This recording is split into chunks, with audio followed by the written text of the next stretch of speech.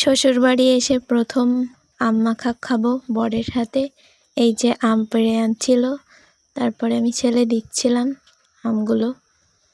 একে একে সবগুলো আম ছেলে নেব। নেওয়ার পরে জল দিয়ে ভালো করে ধুয়ে এখন এই আমগুলো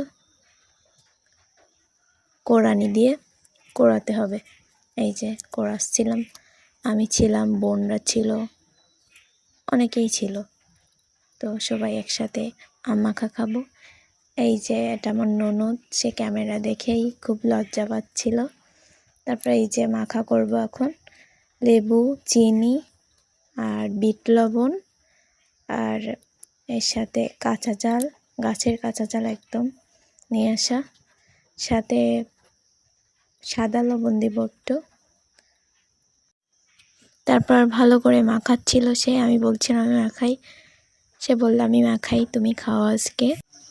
বরের হাতের আম মাখা খেতে দেখি আজকে কেমন হয়, প্রথম খাবো জীবনে, ফার্স্ট টাইম। তো এই যে মাখাচ্ছিল, মাখানো শেষ, এখন খেয়ে দেখবো কি মাখিয়েছে। এই যে সে বোন আবারও আসছিল, সে ক্যামেরায় আসবেই না, খুব লজ্জা তার। এখন খেয়ে দেখবো কি মাখিয়েছে বর। তো খাচ্ছিলাম, আসলেই অনেক সুন্দর হয়েছে।